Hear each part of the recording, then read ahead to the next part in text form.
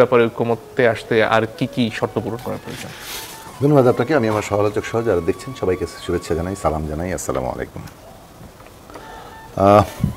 এবং প্রথমে একটা জিনিস আমি পরিষ্কার করি, সেটা হচ্ছে এটা নিয়ে প্রায় এত কনফিউশন, এবং আমরা বললেও দেখেছি যেটা বলা হচ্ছে রিপোর্ট করা হচ্ছে উল্টোটা।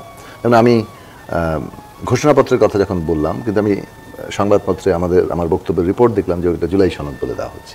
তো জুলাই ঘোষণা একটা ভিন্ন জিনিস, যেটার কাজ বলা চলে ফেব্রুয়ারি মাসেই সবাই সবার মতামতগুলো দিয়ে দিয়েছেন।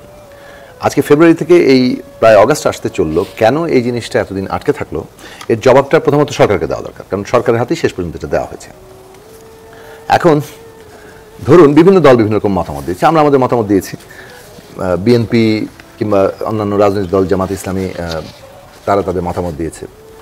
এখন ওইখানে যদি আপনি অন্যদের মতামত মানে ইনকর্পোরেট করেনও, মানে সবগুলো সংযোজন বিয়োজন করেন, তাহলে তারপরে ড্রাফটটা কি দাঁড়ালো সেটা তো আমাদেরকে দেওয়া দরকার। মানে কিন্তু সেইটা ড্রাফটটা দেওয়া হচ্ছে মানে সিলেক্টিভলি। কেমন সেটা?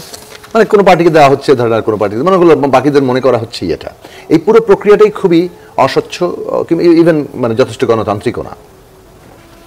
ফলে এইটা আমরা মনে করি যে সময় ঘনিয়ে আসছে, আপনি 5ই আগস্টের মধ্যে যদি আপনি জুলাই ঘোষণাও চান, তাহলে সেটা তো যেটা ফেব্রুয়ারিতে হওয়ার কথা, তো সেইটা এখন এই প্রক্রিয়ায় দেরি হবে, মানে আরও দেরি হয়ে যাচ্ছে। এখন যদি আমাকে 1 তারিখে দেওয়া হয়, 3 তারিখে দেওয়া হয়, তাহলে তো আসলে এটা নিয়ে যে বসে সময় নিয়ে কথা বলা দলের ভেতরেও সেই জিনিসটা সম্পূর্ণ হয় না।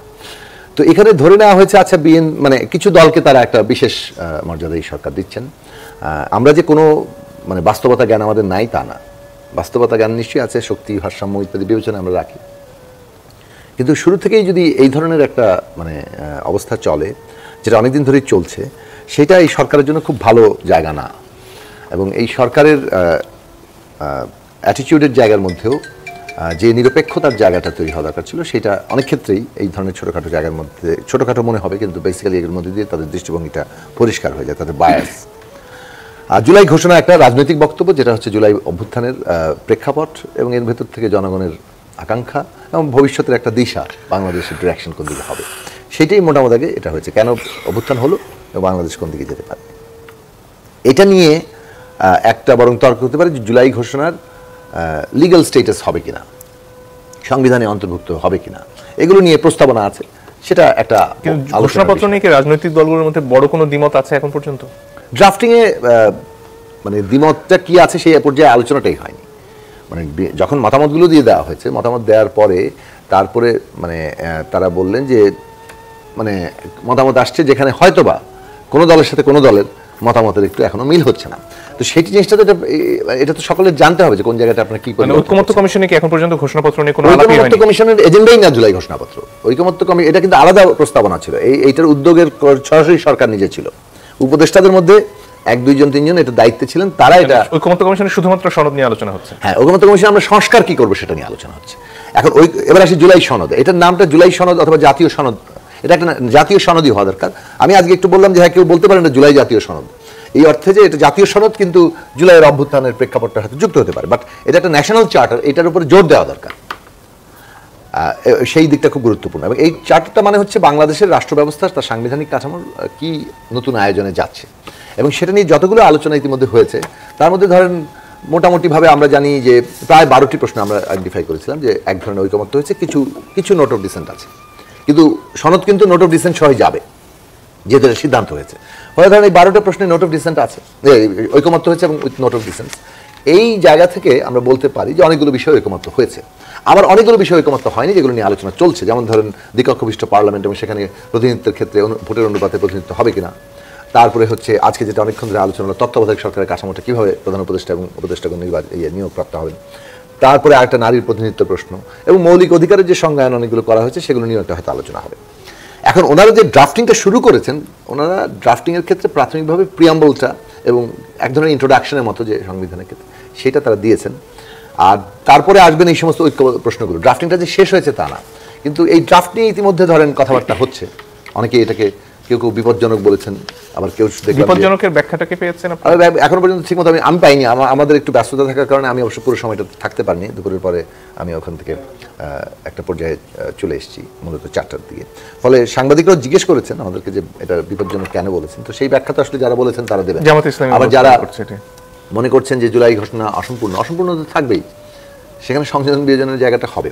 একটা পদ্ধতিগত জায়গা হচ্ছে যে মানে আমরা সবাই মনে করছি সব দলকে একমত হয়ে যেতে হবে, পদ্ধতিগতভাবে ঠিক না, এবং মানে এই জায়গাটা অগণতান্ত্রিকও।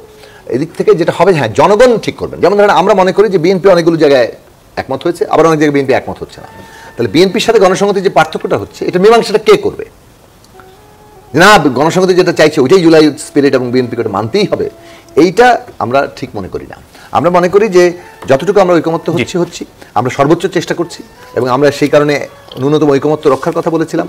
এই যে রাজনৈতিক বাদানুবাদ, এটা বরং এই ঐক্য তৈরিতে অনেক ধরনের সমস্যা সৃষ্টি করছে, যে কারণে আমরা মনে করেছি যে ঐক্য তৈরি করার জায়গাটা, রুলস অফ দি গেম তৈরি করার বিষয়টাকে আমাদের প্রধান প্রাধান্য দেওয়া দরকার। কিন্তু তারপরে যেসব বিষয়ে শেষ পর্যন্ত তারপরে ঐকমত্য হবে না, সেইগুলো নিয়ে আমরা যেমন আমাদের ম্যানিফেস্টো নিয়ে জনগণের কাছে যাব, বিএনপি তার ম্যানিফেস্টো নিয়ে জনগণের কাছে যাবে, জনগণ ডিসাইড করবেন কোনটা ঠিক এবং তারা কাকে ভোট।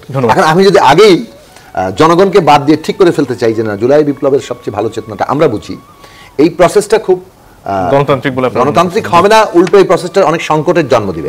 এই জায়গায় আমরা মনে হয় বুঝতে পেরেছি। জনাব আব্দুল সালাম, আপনার কাছে আসতে চাই। এখন পর্যন্ত যে বিষয়গুলোতে এসে আলোচনা আটকে আছে, তার মধ্যে নির্বাচন কমিশন বাদে অন্যান্য প্রতিষ্ঠানগুলোকে আসলে কতটুকু সাংবিধানিক সুরক্ষা দেওয়া হবে, এবং তত্ত্বাবধায়ক সরকারের প্রধান বা গোটা তত্ত্বাবধায়ক সরকারটি কিভাবে নির্বাচিত হবে, এই বিষয়গুলোতে কি নির্বাচনের আগেই একটা সুরাহা প্রয়োজন নয়? আপনাকে ধন্যবাদ। আমার সাথে বিজ্ঞ দুই আলোচক, তাদেরকে ধন্যবাদ জানাই। যারা শুনছেন দেখছেন তাদেরকে ধন্যবাদ জানাই। এটা কংক্রিটলি সব কিছুই বলা যাবে না যে সব কিছু সমাধান করে আপনি নির্বাচনে যাবেন, কারণ এখানে কিছু কিছু তো অমীমাংসিত বিষয় থাকবেই, যেগুলো পরবর্তী পর্যায়ের জন্য ছেড়ে দিতে হবে। আর যদি আপনি জোর করেন তাহলে এটা জোর করে চাপায় দেওয়া হবে।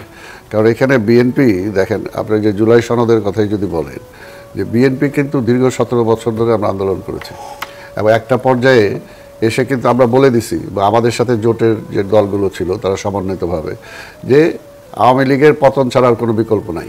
এবং কেন পতন চাই আমরা কিন্তু আগেই বলে দিছি। যদি আপনি কোনো সনদ বা ঘোষণা চান তাহলে কিন্তু ওইটাকেই ধরতে হবে। আমরা আগেই বলছি যে এই সরকারের পতন আমরা কেন চাই।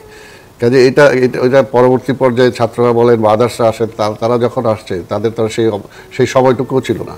তারা যেটা নিয়ে শুরু করছিল যে কোটা বিরোধী নিয়ে, এবং সেটা চূড়ান্ত পর্যায়ে যখন আসলো তখন কিন্তু আর ওই রকম স্পেসিফিক এই কারণে একটা মানে ঘোষণা দিয়ে তারপরে যাওয়া সেই অবস্থাটা ছিল না। ঘোষণাপত্র নিয়ে যেটা বলা হচ্ছে, আজকেও শহীদরা একটি অনুষ্ঠানে প্রধান উপদেষ্টার সামনে বলছিলেন যে এটি না হলে শহীদ পরিবারের তরফ থেকে যে কথাটা বলা হচ্ছে যে শহীদদের যে মর্যাদা সেটা ঠিকমতো থাকছে না, বা এই আন্দোলনে যারা অংশগ্রহণ করেছেন তাদের যে যৌক্তিকতা, তাদের আইনগত বৈধতা, এই সবগুলো বিষয়ে প্রশ্নের মুখে পড়তে পারে। সেটা নিয়ে বিএনপির অবস্থানটা না, সেটা তো পরিষ্কার। আমরাও চাই, আমরা তো এটাকে ডিনাই করি নাই যেটা এটা হওয়া যাবে না বা হওয়া যৌক্তিক। যেটা আপনাকে জানা আছে কি নিয়ে আসলে দ্বিমত হচ্ছে এখানে অন্যদের সাথে বা সরকারের সাথে? না, এইটা নিয়ে কি, এটা আমরা তো ঘোষণা যেটা এখন পর্যন্ত বললো না পরিষ্কার, এটাই হলো বাস্তব। এখন পর্যন্ত এই বিষয় নিয়ে কোনো আলোচনাই হয় নাই। অর্থাৎ ড্রাফট করছে, কি ড্রাফট, এটা তো আরও আগে সমাধান হওয়া উচিত ছিল। এখানে একটা বিষয় দেখেন আপনার সরকারের, যে সরকার কেন জানি না প্রত্যেকটা কিছুতেই পরিবেশ ঘোলা করে তারপরে সেটা বড় যে সিদ্ধান্তর দিকে এগোতে চায়। এই জন্য এখন পর্যন্ত কিন্তু সবগুলো ব্যাপারে কিন্তু ঝাপসা করে রাখছে, যে পরিষ্কার বলা উচিত ছিল যে আমরা এতগুলো আলোচনা করছি, এতগুলোর মধ্যে সিদ্ধান্ত হয়ে গেছে, আর বাকিগুলো এই আছে, এটা এই অবস্থায় আছে। কিন্তু তারা তো সেটা বলে, তারা বলে না মীমাংসিত হয় নাই। মীমাংসিত কি হয় নাই বলতেছে, মীমাংসা কোনটা হয়েছে সেটা বলুক। আর আমরা তো বারবারই বলছি যে সংস্কারটা তো চলমান প্রক্রিয়া, আপনি সব কিছুই সংস্কার করে তারপরে নির্বাচনে যাবেন, সেটা তো হবে না। ওটা ঘোষণাপত্র তো একটা সরকারের তরফ থেকে, যেটা একটু আগে সাকি বলছিলেন যে দেয়া হয়েছে, এরপর দলগুলো তাদের মতামত দিয়েছে, তারপরে আসলে কি সমস্যা হচ্ছে সেটা সরকার বলতে পারবে, এটা তো আমরা বলতে পারবো না। এটা তো আমরা বিএনপির পক্ষ থেকে আমরাও অনেক আগেই দিয়ে দিছি এটা, যে বিএনপি কি চায় বা বিএনপি কি মনে করে, কি ঘোষণা হওয়া উচিত, বিএনপির পক্ষ আরো অনেক আগে আমরা দিয়ে দিছি। এই জন্য আমি বললাম না যে সরকার সবকিছু মানে ঘোলা করে তারপরে কেন জানি করতে চায়, এই জায়গাটা কেন তারা পছন্দ করে, এই জিনিসটা তো পরিষ্কার না জাতির কাছে। এটা তো জাতির জন্য খুবই মানে দুর্ভাগ্যজনক, এবং যে কোনো সময় যে কোনো একটা সংকটের দিকে জাতিকে ঠেলে দেওয়ার মতোই একটা অবস্থা। এটা সরকার অস্বচ্ছ থাকে কেন, যখন যেটা করা চাইছেন আপনি ওই সময় তো আমরা দিয়ে দিলাম, তো আপনি এতদিন আলোচনাই করলেন না। যেন আমি সবসময় বলে আসছি যে এই যে সংস্কারের জন্য বিএনপি এবং আমাদের সাথে জোট যারা আছে, জোনায়েদ সাকি সহ অনেকে যারা আছে, আমরা কিন্তু 31 দফা নিয়ে আলোচনা করে একটা দিছি। অথচ এই সরকার আসার পরে একটা বারও কিন্তু বিএনপি বা রাজনৈতিক দলের সাথে 31 দফা যে একটা সংস্কারের জন্য দেওয়া হয়েছে এই বিষয়টি কিন্তু তারা মানে মনে হয় যে ভুলেই গেছে। এটা তো মানে এই বিষয়গুলো এর জন্য যে আমরা তো এটা চাই, সমাধানটাও আমরা চাই, তারা তো মনে হয় যে কোনো সমাধান চায়, তারা এটাকে আস্তে আস্তে আরো জটিল করে তারপরে মনে হয় দেখাইতে চায় যে এটা সম্ভব না। এখন আস্তে আস্তে সবগুলো ঘটনাই তো ওইদিকে তারা নিয়ে যাচ্ছে। জি, ধন্যবাদ। জনাব আশরাফ স্যার, আপনার কাছে পর্যায়ে আসতে চাই। শেষ যে আলোচনাগুলো হচ্ছে তার মধ্যে দুর্নীতি দমন কমিশন সহ বিভিন্ন প্রতিষ্ঠানগুলোর স্বাধীনতা নিয়ে আলাপ হয়েছে এবং সেখানে বিএনপির তরফ থেকে জনাব সালাউদ্দিন আহমেদের বক্তব্য হচ্ছে গিয়ে অনেক ক্ষেত্রে নির্বাহী বিভাগের ক্ষমতা যদি খর্ব করা হয় তাহলে আসলে সরকার চালানোই দুষ্কর হয়ে পড়তে পারে। এছাড়া তত্ত্বাবধায়ক সরকারের যে নির্বাচন প্রক্রিয়া সেটা নিয়ে দ্বিমত থেকে গেছে। প্রশ্ন হচ্ছে, যেহেতু নির্বাচনটা আমাদের এই গোটা রাজনৈতিক সংকটের একেবারে কেন্দ্রে, সেক্ষেত্রে তত্ত্বাবধায়ক সরকার ব্যবস্থার ব্যাপারে একটা মীমাংসায় নেয় সে কি নির্বাচনে যাওয়ার কোনো সুযোগ আছে কিনা? আমার মনে হয় না, কেননা আমরা গত 16-17 বছর যেই স্ট্রাগলটা করেছি সেটির কেন্দ্রে কিন্তু হচ্ছে গুড গভর্নেন্স এবং ব্যালেন্স অফ পাওয়ার। এই জায়গাটিতে আমার মনে হয় সাংবিধানিক প্রতিষ্ঠানগুলো, বিশেষ করে দুর্নীতি দমন কমিশনের মতো 4টি প্রতিষ্ঠান নিয়ে কথা হয়েছে, তার নিয়োগ প্রক্রিয়া কি নির্বাহী বিভাগ করবে নাকি তার নিয়োগ প্রক্রিয়া সাংবিধানিকভাবে নির্ধারিত হবে। আমার মনে হয় এটি মৌলিক সংস্কার প্রস্তাবনার একটি গুরুত্বপূর্ণ অংশ। তেমনিভাবে তত্ত্বাবধায়ক সরকার ব্যবস্থা, প্রধান উপদেষ্টা বলি বা সরকারের প্রধান বলি এবং অন্য উপদেষ্টাদের বলি, এই জায়গাগুলোতে আপনার একটা ঐক্যমত্য হতে হবে। নাহলে আমরা নির্বাচনের পরে যারা বিজয়ী হবেন তাদের হাতের মুঠোয় চলে যাব, তারা কি সিদ্ধান্ত দেবেন। দেখুন, আমি কিন্তু প্রথমত মনে করি, আমি ইতিবাচকভাবে দেখি এখন পর্যন্ত যে বিষয়ে ঐক্যমত্য হয়েছে, এমনকি বিভিন্ন দল যাদের এই ব্যাপারে আগে কোনো চর্চাই ছিল না, আমার মনে হয় থট প্রসেসেই ছিল না, তারা অনেক কিছু কিন্তু মেনে নিয়েছেন। বিশেষ করে বিএনপির কথা আমি বলবো। আমার মনে হয় যে এই প্রস্তাবনাগুলোকে ইতিবাচকভাবে দেখানো উচিত। একটা টেন্ডেন্সি আমি লক্ষ্য করছি, নেতিবাচকভাবে দেখানো হচ্ছে যে কোথায় কোথায় ভিন্নতা হচ্ছে।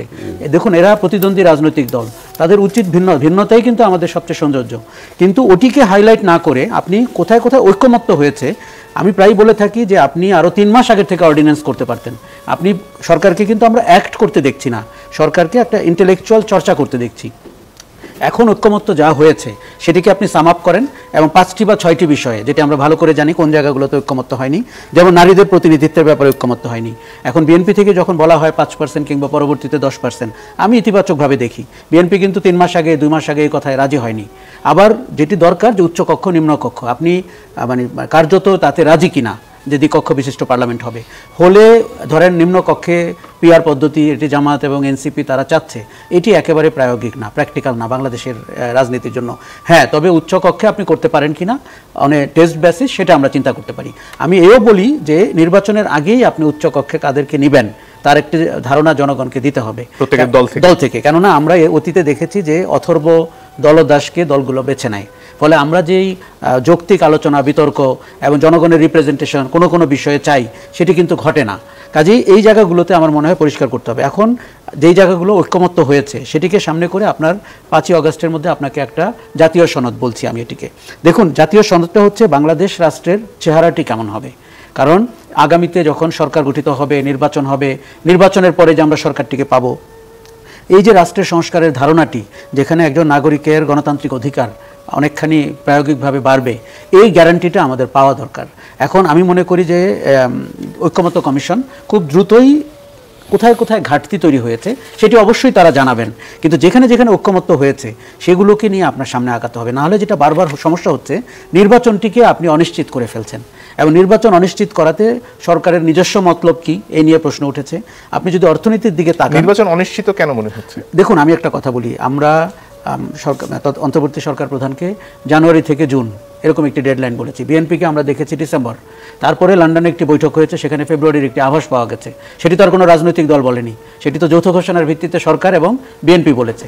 তখন কিন্তু আপনি খেয়াল করেছেন একটা জনমনে স্বস্তি ফেরত এসছে যে যাই হোক একটা মাস তো আমরা খুঁজে পেলাম। তারপরে 3 মাসে আপনি কোনো ফলো আপ পেয়েছেন? তাহলে এই বৈঠকের মানে কি? এই যৌথ ঘোষণার মানে কি? দেখুন, আপনি যখন একটি ডেট বলবেন, একটি সুনির্দিষ্ট তারিখ, বাংলাদেশের সংস্কৃতিতে তারপরের থেকে অনেক কিছু ঘটতে থাকবে যেটি আপনি গত 6 মাসে ঘটাতে পারেননি। নির্বাচন কমিশন তার দায়িত্ব বুঝে নেবে, রাজনৈতিক দলগুলো তাদের প্রার্থী মনোনয়ন করবে, তার ইশতেহার লেখা হবে, তারা ভোটের মাঠে নামার জন্য প্রস্তুতি নিবে। এমনও তো হতে পারে যে ওই প্রস্তুতির অংশ হিসাবে ঐক্যমত্য কমিশন এসে অনেক কিছুর সাথে একমত হতে শুরু করেছে। আমরা এই জায়গাটিতে সরকারকে যথেষ্ট আপনার পরিষ্কার হতে দেখলাম না, বরঞ্চ বারবার তার প্রেস অফিস বলছেন যে জানুয়ারি থেকে জুন। সেই দিন যেই রাজনৈতিক দলের সাথে মিটিংয়ের পরে বেরোলো যে 4-5 দিন পরে উনি ডেট ঘোষণা করবেন, এটি কি কোনো প্রক্রিয়া? প্রথমত, মাইলস্টোন দুর্ঘটনার পরে যেভাবে রাজনৈতিক দলের সাথে মিটিং হলো দেখতে অত্যন্ত দৃষ্টিকটু মনে হয়েছে। আপনি ন্যাশনাল শোককে পাশ কাটিয়ে ফ্যাসিবাদ বিরোধী ঐক্যের আহ্বান জানাচ্ছেন, মানুষ আপনার দিকে তাকিয়ে হাসবে। এই লোকগুলোই কিন্তু ফ্যাসিবাদকে হটিয়েছে। তার মধ্যে আমি একটি বড় সমালোচনা করি, এই ঐক্যমত্য কমিশনে কিন্তু রাজনৈতিক দল ছাড়া আর কারো প্রতিনিধিত্ব নাই। খেয়াল করে দেখুন, এই যে সামাজিক সংগঠন, এই যে আমরা নারীদের কথা বলছি, শ্রমিকদের কথা বলছি, তাদের সাথে ঐক্যমত্য কমিশন কোথায় কথা বলছে? কাজেই এই লিমিটেশনকে মাথায় রেখে বলছি যে রাজনৈতিক দলগুলো সবসময় কি আমাদেরকে প্রতিনিধিত্ব করে? অতীতে আমরা দেখেছি করে না।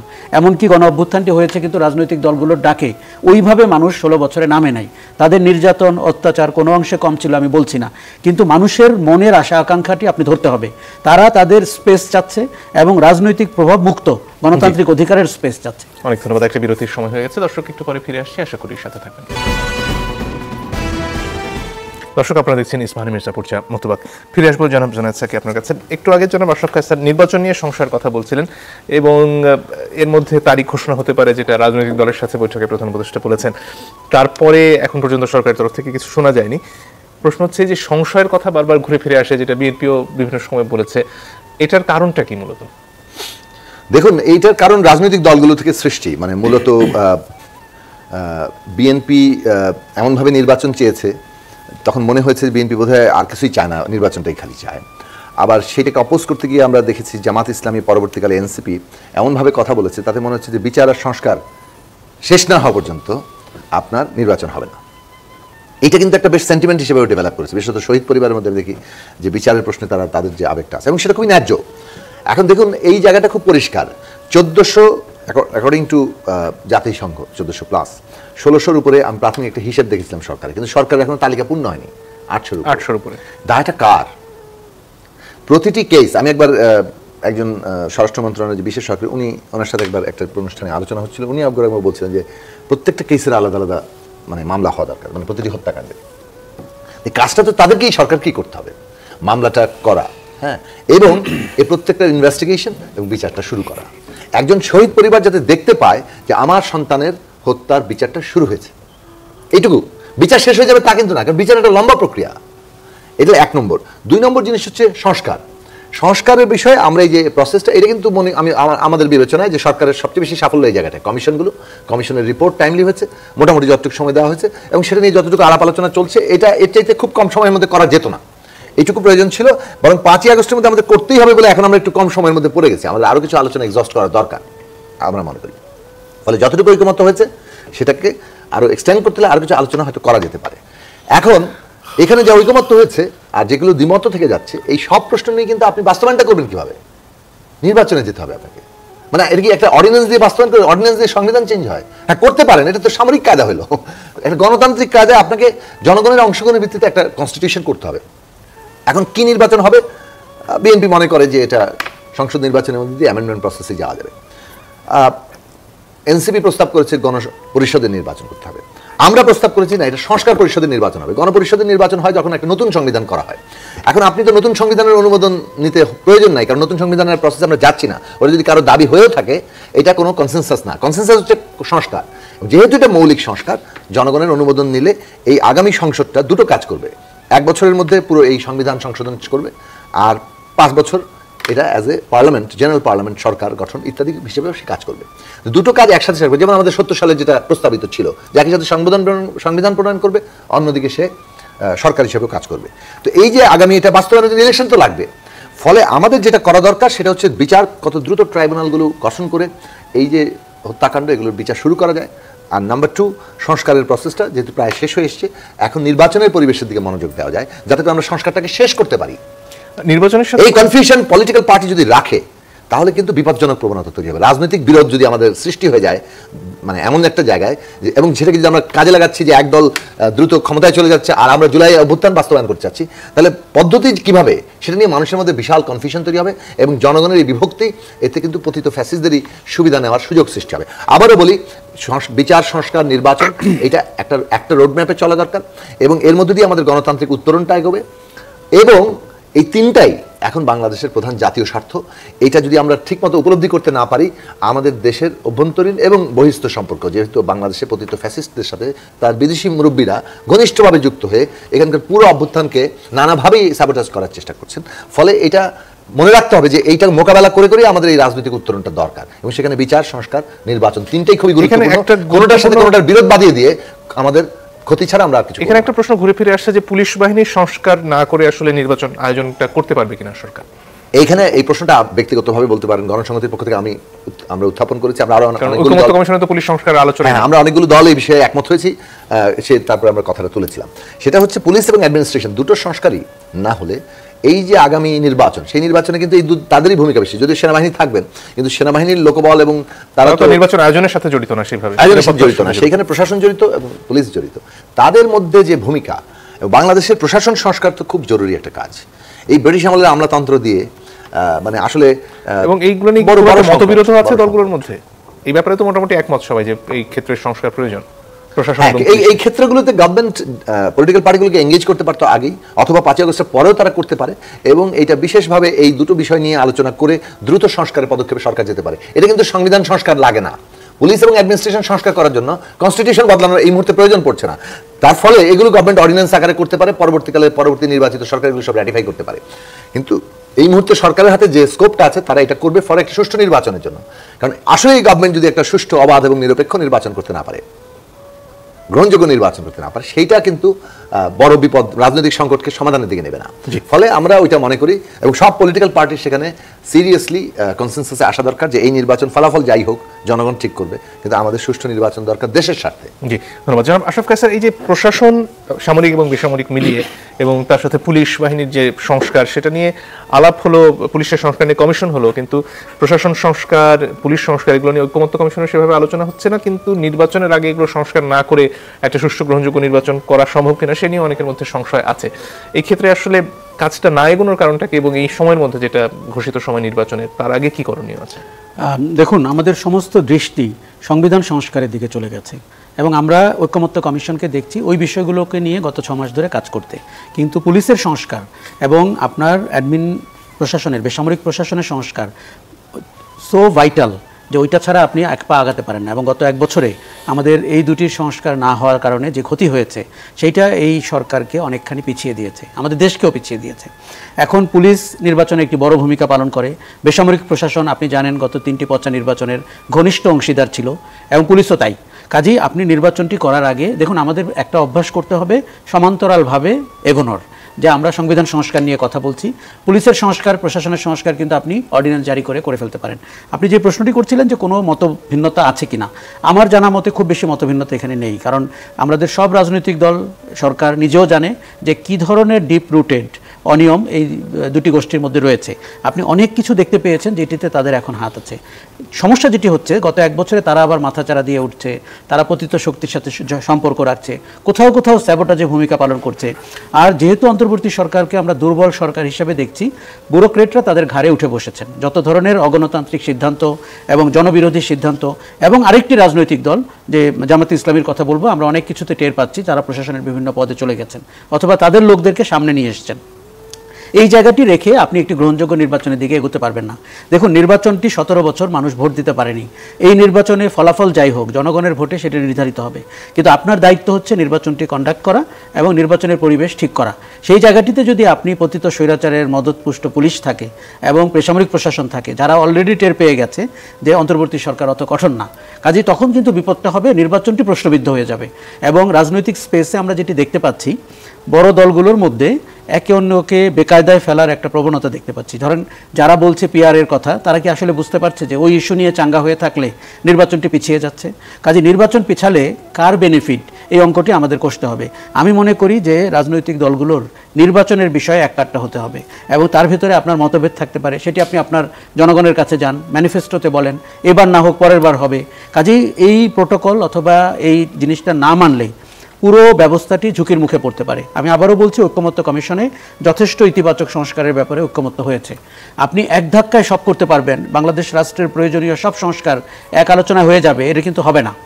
আমার মনে হয় এখন নির্বাচনের সুস্পষ্ট ডেট দেওয়া উচিত, যাতে করে সমস্ত স্টেক হোল্ডাররা প্রস্তুতি নিতে পারে। যে আমরা সেদিন শুনলাম 1.5 লক্ষ পুলিশকে ট্রেনিং দেওয়া হবে, মানে দেখুন এগুলো সংবাদের শিরোনাম হিসেবে ভালোই লাগে, কিন্তু তার ফলো আপ আমরা দেখতে পাই না। এটির যতটা ঘটা দরকার এটি জরুরি।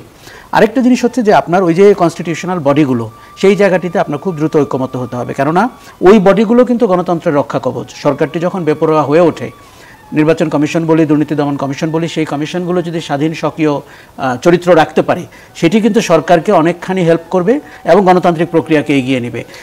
এই জায়গাটিতে সালাউদ্দিন সাহেব যেভাবে বলছেন যে আমাদের নির্বাহী বিভাগের হাতে না থাকলে, আমার মনে হয় অতি যুক্তিতে খুব একটা টেকে না। এখন পর্যন্ত এই ধরুন চরমনাইয়ের পীর আজকেও বলছিলেন যে পিআর ছাড়া তারা নির্বাচনে যান না, জামাত সেই কথা বারবার বলছে। এই ক্ষেত্রে এই দলগুলো যদি নির্বাচনে পিআরের ব্যাপারে অনড় থাকে, তাহলে আসলে সরকারের হাতে করণীয় কি থাকবে? দেখুন, প্রথমত যে পিআরের মতো একটি ব্যাপার আমাদের গণতান্ত্রিক ব্যবস্থা বা নির্বাচনী ব্যবস্থায়, যেই দেশে ইভিএমে টিপ দিতে সমস্যা হয়েছে, সেইখানে হঠাৎ করে এরকম একটি জিনিস, দেখুন তারা যখন এই কথাগুলো বলে, আপনি পরিষ্কার বুঝতে পারবেন সমীকরণ টানলে যে তাতে করে তাদের পার্লামেন্টে প্রতিনিধিত্বের অবস্থা ভালো হয়। এবং তারা কেউ কেউ স্বপ্ন দেখছেন যে 4-5টি দল মিলে, এনসিপি, জামাত, ইসলামী আন্দোলন, এরা মিলে কোনোভাবে বিএনপির প্রতিদ্বন্দ্বী হয়ে ক্ষমতা কেন্দ্রের কাছে চলে যাওয়া যায় কিনা। তাদেরকে একটু সংযত হতে হবে, তাদেরকে বুঝতে হবে যে পিআর ভবিষ্যতে আলোচনায় থাকতেই পারে, আপনি জনমত তৈরি করেন, কিন্তু এবারের পিআর কথা বলে নির্বাচনটিকে অনিশ্চিত করা কিংবা নির্বাচনে অংশ না নেওয়া, দুটোই খুব হঠকারী সিদ্ধান্ত হবে। দ্রুত নির্বাচন না হলে আমাদের স্থিতিও আসবে না, অর্থনীতি গতি পাবে না, এবং অন্তর্বর্তী সরকারের যেই কাঠামো এবং কার্যক্রম আমরা দেখতে পাচ্ছি, মানুষ অনেকখানি হতাশ। দেখুন, যেই বিচার এবং সংস্কারের কথা অনেক দূর হয়েছে, বিচার প্রক্রিয়াতে তো আমরা সন্তুষ্ট না। এই যে ধরেন আজকে শেখ হাসিনার মামলা নিয়ে আপনি যেভাবে আগাচ্ছেন, শুধু এই যে 1400 মানুষ মারা গেছে, তাদের মামলাগুলো সামনে না আনলে আপনি যত পারেন ক্যাপাসিটি বাড়ান এবং মানে গ্রহণযোগ্য বিচার করতে হবে। আমরা গলতটা দেখতে পাচ্ছি, সেই পাইকারি হারে গণহত্যায় লোকজনকে ধরা হচ্ছে, সেই খায়রুল হককে ধরা হচ্ছে যিনি তার অপকর্মের জন্য ধরা হলো না, ধরা হলো একটি পাইকারি গণহত্যা মামলায়। এগুলো কিন্তু সেকেন্ড টিয়ারে গিয়ে টিকবে না। তখন কি হবে, যে এই লোকগুলো গরুর মালা নিয়ে কোনো এক সময় বেরিয়ে আসার চেষ্টা করবেন, তখন মানুষ আরও হতাশ হবে। কাজে আমরা গ্রহণযোগ্য বিচার প্রক্রিয়া দেখতে চাই এবং সেটি যেন ন্যায্য বিচার হয়, তার জন্য আইনগত অধিকার উনি পান। কিন্তু বাংলাদেশ তো অন্তত 50টি বড় বিচারের রায় দেখতে চায়, যে এই যে শেখ হাসিনা গণহত্যা করেছেন, দুঃশাসন করেছেন, গুম খুন করেছেন, তার বিচার কি? অথবা যারা অর্থনৈতিক দুর্নীতি করেছেন, ধরেন যারা ব্যাংক খালি করে দিয়েছেন। তো এই জিনিসগুলো সরকারের, আমি মনে করি যে সরকারের আরও গতিশীল হয়ে, এবং সবাইকে আসলে রাজনৈতিক বিষয়ে বক্তব্য দেওয়ার দরকার নাই। সরকারের মধ্যে একটা ঝোঁক দেখতে পাচ্ছি, তারা ব্রেকিং নিউজের জন্য অপেক্ষা করেন, তারা কেউ কেউ টিভির সামনে কথা বলতে বেশি পছন্দ করেন, স্ক্রলে আসতে চান, কিন্তু মানুষের প্রত্যাশার কাছে তার পৌঁছতে হবে। এটি দেখুন, রাজনৈতিক দল বিএনপি বা অন্যরা কিন্তু এই কাজের জন্য না, সরকারটিকে এই কাজ করতে হবে, এবং গত 1 বছরে সরকারটিকে আমরা যথেষ্ট যোগ্য এবং দক্ষ দেখতে পাইনি। ধন্যবাদ। জনাব আব্দুল সালাম, আপনার কাছে আসতে চাই। এই যে জামাত এবং চরমনাইয়ের পীর আজকে যে কথা বলছিলেন, তারা যদি তাদের অবস্থানে অনড় থাকেন, তাহলে সরকার যে ঐক্যমত্যের ভিত্তিতে দেশ চালাতে চাচ্ছে এবং নির্বাচনের ব্যাপারে এগোতে চাচ্ছে, সেই প্রক্রিয়া স্বাভাবিকভাবেই বাধাগ্রস্ত হয়। সেক্ষেত্রে বিএনপি আসলে এখানে এই ঐক্যমত্য তৈরি করার ব্যাপারে কি কোনো ভূমিকা রাখতে পারে? বিএনপি আর কি করতে পারে এখানে? কতটা হলো যে তারা যে বলতেছে এটা কতটুকু ন্যায্য, এটা তো আপনাকে বিচার করতে হবে। আর এটাকে কি তারা যেটা বলে যে জনগণের উপর দিয়ে চাপায় দেয়, জনগণকে এটা চায়? জনগণকে তারা যে দলগুলো কথা বলতেছে, অতীতে জনগণ কত % জনগণকে তারা রিপ্রেজেন্ট করে, পার্লামেন্টে কয়টা সিট তারা পাইছে?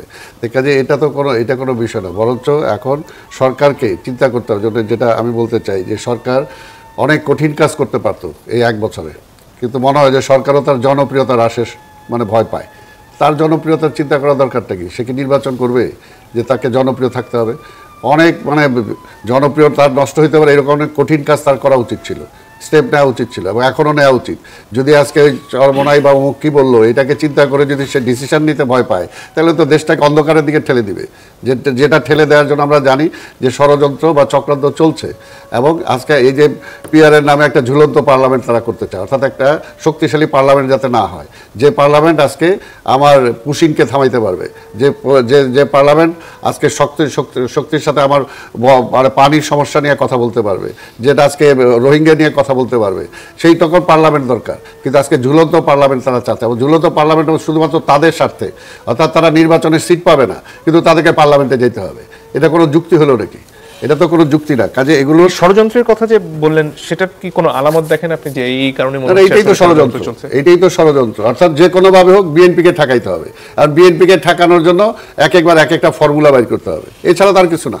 আরে ভাই, জনগণ বিএনপি যে ক্ষমতায় যাবে এটা তারাই বলতেছে, আবার তারা এটা যে হাসিনার মতো একই কায়দায় যে কারণে হাসিনা ভোট দেয় নাই, ভোট দিলেই হাসিনা জিততে পারবে না, বিএনপি চলে আসবে, তা এখনো সেই একই প্রক্রিয়া। তো এটা তো দেশ বিরোধী। আপনি তো যে কোনো অবস্থায় এই সরকারটাকে বসানো হয়েছে যে 17টা বছর এই দেশের মানুষ ভোট দিতে পারে না, তার ভোটের অধিকার ছিনতাই হয়ে গেছিল, সেই ভোটের অধিকার, দেশের মালিকানা ফেরত চায় জনগণ। আজকে সেই মালিকানা ফেরত দেওয়ার জন্য আপনি দুই একটা দল বললো, আর সেটার জন্য আপনি ওইটাকে কাউন্ট করে আপনি চিন্তা করবেন, তাহলে তো হবে না। আর এগুলো করে সবচেয়ে বড় যে সময় ক্ষেপণ যত হচ্ছে, 24-এর স্পিডটা তত বেশি নষ্ট হচ্ছে। আপনাকে দেখতে হবে যে এই ছাত্ররা, এই কোমলমতির ছাত্ররা দেখা গেছে একসময় ঢাকার শহরে ট্রাফিক নিয়ন্ত্রণ করছে, আর্মির গাড়ি বলেন আর পুলিশের বড় বলেন, সেটা কোনোটাই কিন্তু তাদের ইসের বাইরে যায় নাই। কাজেই জনগণ যে স্পিডটা ছিল এই অভ্যুত্থানের, সেই স্পিডটাকে ভোতা করার জন্য আজকে সময়টা বেশি নেওয়া হচ্ছে। আমরা তো অতীতে 91 নির্বাচনটা কিভাবে এত নিরপেক্ষ হলো, অল্প সময় হলো, সেটাও তো তাদেরকে চিন্তা করা উচিত ছিল। আপনাকে চিন্তা করতে হবে, যেটা সব কিছুই শুধু পুলিশ আর্মি দিয়ে সব কিছু হয় না, জনগণের স্পিডটা, জনগণ আজকে কি চায় সেটাও তো আপনাকে বুঝতে হবে। আস্তে আস্তে আপনি এগুলো করে ফ্যাসিবাদকে আবার আসার সুযোগ করে দিচ্ছেন, তাকে দাঁড়ানোর সুযোগ করে দিচ্ছেন। এবং এই যদি তাদের ওই পিআর পদ্ধতিতে যদি নির্বাচন হয়, আজকে আওয়ামী লীগ শুধু বন্ধ হয়েছে, অন্যান্য তার জোটের রাজনৈতিক দলগুলো তো আছে। যদি আজকে মশাল বা অন্য যে কোনো একটা মই মার্কা প্রতীক নিয়ে যদি আওয়ামী লীগের লোকজন দাঁড়ায় যায়, আর সীমান্তের ওপার থেকে যদি হাসিনা বলে এটাই আমার প্রতীক, অর্থাৎ তাদেরকে সিট দেওয়ার জন্য, তাদেরকে নির্বাচনে পার্লামেন্টে আনার জন্যই কি আজকের এই প্রসেস? আজকে মুখে বলতেছি আমি জোরে ঠেকাবো, যে কিভাবে ঠেকাবেন আপনি? কিভাবে ঠেকাবেন না? তার সুযোগটা করে দিচ্ছেন। নির্বাচনী সমীকরণে আওয়ামী লীগের ভোটের হিসেবটা আসলে কি দাঁড়াবে বলে মনে হয়? না, ভোটেরটা যেটাই আমার কথা হলো, আপনি তাকে সুযোগটা করে দিবেন কেন? অর্থাৎ আপনি পার্লামেন্টে যেতে পারেন না, আপনার সংশয় আছে এখনো। আর এটা হইতে পারে, মনে করেন যে আপনি বলতেছেন যে এক ব্যক্তিরে দুইবারের বেশি থাকতে দেওয়া যাবে না, পার্টি লিডারশিপকে স্বৈরাচার হতে দেওয়া যাবে না, অথচ এই পদ্ধতিতে আপনি পার্টি লিডারশিপকে স্বৈরাচার বানাচ্ছেন। পিপুলের হাতে কিছু থাকছে না, পিপুল নির্বাচিত করে পার্লামেন্টে কাউকে পাঠাইতে পারবে না, পার্টি লিডারশিপ যেটা ঠিক করবে সে পার্লামেন্টে যাবে। মনে করেন আমি আজকে নির্বাচন করব, আমার সিরিয়াল পার্টি দিয়ে রাখলো 151, আর 151-এর মধ্যে আমার নাম, 150-তে আমার নাম নাই, আমি জিতার পরে ওই পার্লামেন্টে যেতে পারবো না। How come? এটা আজকে বরঞ্চ আজকে সৎ লোকের শাসন চাই, ভালো লোক চাই। আরে পার্টিতে ওটা তো পিপুল ডিসাইড করবে যে কে ভালো লোক কে মন্দ লোক, ওটাকে পার্টি লিডারশিপ সব কিছু ডিসাইড করে ওইটা হয়ে যাবে, তো ওটা তো আরেক স্বৈরাচার, ওটা তো আরেক স্বৈরাচার। কাজে যেগুলো আসলে গণতন্ত্রের জন্য বলা হচ্ছে না, এটাকে দেশটাকে যে আজকে যেটা বললো যে আধিপত্যবাদকে ফিরিয়ে আনার জন্য সুকৌশলে আজকে এই সমস্ত কারুকার্য হচ্ছে, সুকৌশলে কারুকার্য হচ্ছে। দেশটাকে যেটা আমরা বলছি, দেশটাকে অনেকে আবার সেই সিরিয়া বানাইতে চায়, অনেকে ইরাকের পর্যায়ে নিয়ে যেতে চায়। তো কাজে আমরা যারা রাজনীতি করি বা আজকে এই সরকার দায়িত্ব, কিন্তু সেই কারণে এই সরকারকে দায়িত্ব দেওয়া হয় না। আমরা কি জন্য দিছি? যে একটা গ্রহণযোগ্য একটা নির্বাচন, এবং যে নির্বাচনের মাধ্যমে যে সরকারটা আসবে সে যাতে ফ্যাসিস্ট না হতে পারে। ফ্যাসিস্ট না হওয়ার জন্য তো অলরেডি কিছু কিছু জায়গায় একমত হয়ে গেছে রাজনৈতিক দলগুলো, সেগুলো আপনি করেন। আপনি তত্ত্বাবধায়ক সরকার দিনে নির্বাচন করেন, আপনি 10 বছরের বেশি কেউ ক্ষমতায় থাকতে পারবে না সেটা করেন। এটাই তো প্রাথমিক 50% আপনার স্বৈরাচার হওয়ার কোনো সুযোগ নাই, সেই পথটা বন্ধ করে দিচ্ছে। তা কাজেই আপনি সেটা করেন, সেটা না করে আজকে শুধুমাত্র মানে চিন্তা করে, অর্থাৎ ওই যে কে কি বললো, আজকে ছাত্ররা কি বললো, আজকে ওই যে ছাত্ররা তো এখন পর্যন্ত রাজনৈতিক দল হিসাবেই তো সে এখন পর্যন্ত হয়নি, এস্টাবলিশ হয়নি। তাহলে আপনি কোনটাকে নিয়ে, অর্থাৎ দেশটাকে কি এদের কথার উপরে আপনি রসাতলে ঠেলে দিবেন? এই দায়িত্ব তো ডক্টর ইউনূসের নাই। ডক্টর ইউনূসের উপরে দায়িত্ব দেওয়া হয়েছে যে ডক্টর ইউনূস যাতে একটা নির্বাচিত পার্লামেন্টের কাছে, যে পার্লামেন্ট ভবিষ্যতে স্বৈরাচার হবে না, যে পার্লামেন্ট থাকলে ওই আধিপত্যবাদী শক্তির দিকে তাকায় থাকবে না, জনগণের ক্ষমতাটা জনগণকে ফিরাই দিবে, সেই ধরনের সরকার আজকে চাই, তাই না? কিন্তু আমরা তো দেখছি যে এই সরকার আসার পর প্রথম থেকেই রাজনৈতিক দলগুলোকে ভিলেন বানানোর জন্য চেষ্টা করছে। ধন্যবাদ। জনাব সাকি, যদি আর কিছু যোগ করার থাকে। আমি একটু সালাম ভাইয়ের সাথে আমার ভিন্নমত করতে হবে, সেটা হচ্ছে যে পিআর পদ্ধতির বিষয়ে কিংবা এই যে সংখ্যানুপাতিক নির্বাচন পদ্ধতি কিংবা ভোটের অনুপাতে এইটা যখন নিম্নকক্ষে সাধারণভাবে নির্বাচন হবে, এটার অনেক মডেল আছে, সেটা নিয়ে আলোচনা করা যেতে পারত। আমাদের দেশের জনগণ এখনো হয়তো এটার সাথে অতটা পরিচিত নন। পরিচিত তো একটা প্রক্রিয়ার মধ্যে দিয়েই মানুষ হয়, সব কিছুতে আগে থেকে পরিচিত হয়ে নেওয়া যায় না। কিন্তু যেহেতু এ বিষয়ে ঐকমত্য হয়নি, কাজে এটা এখন কোনো এজেন্ডা না, এটা কোনো কোনো দলের দাবি। ঐকমত্য কমিশনে কিন্তু এরকম কোনো প্রস্তাব ঐকমত্য কমিশন দেয় নাই যে নিম্নকক্ষের পিআর হবে। আলোচনা তো হচ্ছিল শুধুমাত্র উচ্চকক্ষের পিআর নিয়ে। উচ্চকক্ষের পিআর নিয়ে, ফলে আপনার নিম্নকক্ষের পিআরটা হচ্ছে কোনো পার্টির দাবি, সে বাইরে পলিটিক্যাল দাবি করছে। সেই দাবি নিয়ে সে যদি জনগণের কাছে যায়, জনগণ যদি মনে করে যে বাংলাদেশের নির্বাচন পদ্ধতি পিআর হওয়া দরকার, ভোট দিয়ে করবে, তারা সংখ্যাগরিষ্ঠতা পেলে তারা সেটা করবে, কোনো আপত্তি নেই, এটা আলাদা বিষয়। এখন ঐকমত্য কমিশনে যেটা আলোচনা হচ্ছে সেটা হচ্ছে উচ্চকক্ষের পিআর নিয়ে। সেখানে কিন্তু আমরা এই প্রস্তাবটা তুলেছিলাম, গণসংহতি আন্দোলন থেকে আমরা এই প্রস্তাবটা দিয়েছি যে যদি আপনার যেহেতু প্রথমত পিআর নিয়ে একটা ঐকমত্য তৈরি করা দরকার, জাতীয় ঐকমত্য, অন্তত পক্ষে উচ্চকক্ষের পিআরের ব্যাপারে একটা এখনই প্রস্তাব তোলা দরকার। এখন খেয়াল করে দেখুন যে উচ্চকক্ষের পিআরের কি হতে পারে। আমরা 300 আসনে যদি নির্বাচন করি, আমাদের এখন পর্যন্ত নারী আসনের রিপ্রেজেন্টেশনের প্রস্তাব আছে যে এক্সিস্টিং 50টা থেকে যাবে, আর আমরা প্রস্তাব করছিলাম 20 ভাগ, 300 আসনের মধ্যে 3-20-60টা, কমপক্ষে 60টি আসনে তারা নারীদেরকে মনোনীত করবে। তো এটা বিএনপি ইতিমধ্যে বলেছে যে তারা 10% পর্যন্ত তাতে যেতে পারে। 3-10-এ 30 জন এবং 300-র মধ্যে 30 জন কমপক্ষে নারী নমিনেশন পাবে, আর 50 যে আসন সেটা থাকছে। আর আপার হাউসে যদি 100 আসন হয়, তাহলে মোট 300 আসনের নির্বাচন হচ্ছে, তারপরে 50 নারী এবং 100 আপার উচ্চকক্ষ। এই 100 উচ্চকক্ষ এবং 50 নারী আসন তাদের নামের তালিকা কিন্তু এই 300 সাথে সাথেই থাকতে হবে। আপনি 300 আসন আমাদের তো তৈরি হচ্ছে 300 আসনে, তার সাথে 100 উচ্চকক্ষের এবং 50 নারী আসনের নামের তালিকা কিন্তু অ্যাডভান্স নমিনেশন হয়ে গেছে। তো ভোট কিন্তু হচ্ছে এক হিসাবে, মানে ভোটার তাদেরটা বিবেচনায় নিয়েই ভোট দেবেন, ভোট কিন্তু মানুষের বিবেচনা দিচ্ছে তারটা নিয়েও। এবং এই ক্ষেত্রেও কিন্তু মানে বাইল্যাটারাল আলোচনায় আমরা জানতে পারি যে ইতিবাচক একটা জায়গা আছে। এখন উচ্চকক্ষে লাস্ট কথাটা বলি, উচ্চকক্ষে যদি পিআর হয় সেক্ষেত্রে সংবিধান সংশোধনের যে বাধ্যবাধকতাটা আছে, আমরা কিন্তু সিম্পল মেজরিটিতে নেমে এসেছি এবং আরো কিছু ছাড়ের প্রস্তাব আলোচনা হচ্ছে। সুতরাং আমার মনে হয় যে এখনো সম্ভাবনা আছে, উচিত হচ্ছে সবগুলো পার্টির খোলা মন নিয়ে পুরো দেখুন, পিআর নিয়ে যখন এত কথা হচ্ছে, আমাদের উচ্চকক্ষে পিআরের ব্যাপারে সম্মতি হলে সেটি কিন্তু একটা পরীক্ষামূলকভাবেও হবে যে আমরা উচ্চকক্ষে এটি করতে পারি কিনা। ভবিষ্যতে কখনো যদি মনে হয় যে নিম্নকক্ষেও সেটি আনা যেতে পারে, দলগুলোর এই ব্যাপারে উদার থাকতে হবে। এবং দেখুন, আমাদের একটি বড় সংকট থেকে এই ধারণাটি এসছে কেন, মানে আমরা অনেক প্রতিনিধিত্ব সংসদে দেখতে পাই না, এবং যেই দল সংসদে প্রতিনিধিত্ব করবে বড়ভাবে, তার নিজের স্বার্থেই উচিত হবে অন্য অনেককে সংসদে আনার ক্ষেত্রে ভূমিকা রাখা। দেখুন, আমরা তো একটা সাস্টেনেবল ডেমোক্রেসির কথা বলছি, কারণ অতীতে আমরা যে কুৎসিত ডেমোক্রেসি দেখতে পেয়েছি সেখান থেকে বেরোতে চাই।